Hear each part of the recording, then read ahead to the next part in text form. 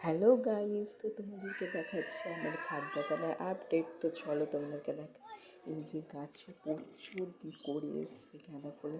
কিছুদিন পরেই ফুলগুলো ফুটে যাবে, প্রচুর এসছে শুধুমাত্র পিঞ্চিং করে দেওয়ার ফলে। তো তোমরাও এরকম করে তোমাদের গাছও ভালো হবে আর ভালো কড়ি আসবে অনেকগুলো। কিছুদিনের মধ্যে ফুটলে তোমাদেরকে আপডেট শেয়ার করবো। আরও গাছে কড়ি এসছে, সেগুলোও তোমাদেরকে দেখাচ্ছি। চলো, এই দেখো এই গাছটাতেও কড়ি হয়েছে, অনেক কড়ি এসছে গাইস একসাথে। সামান্য পিঞ্চিং করে দিয়েছি, তার জন্য আর একটু সার দিয়ে দিয়েছিলাম, গোবর সার। তোমাদেরকে সেটা শেয়ার করা হয়নি।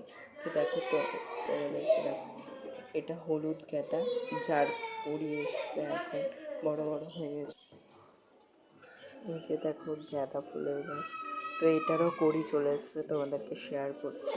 এই পাশে ড্রাগন গাছ আছে, চলো তোমাদেরকে দেখাই।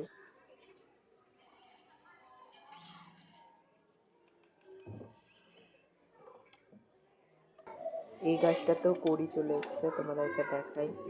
ছোট ছোট কড়ি এসছে, অনেকই কড়ি এসছে পিঞ্চিং করে দেওয়ার পরে। এই পাশের গাছটাতে কড়ি এখনো আসেনি।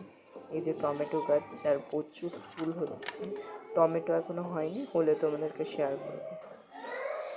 এই যে জবার কড়ি গাইস, এই দিকেও একটা জবার কুড়ি এসছে, একটা হলুদ জবা আর এটা কমলা জবা, এটা রজনীগন্ধা ফুল। তো আজকের মতো টাটা।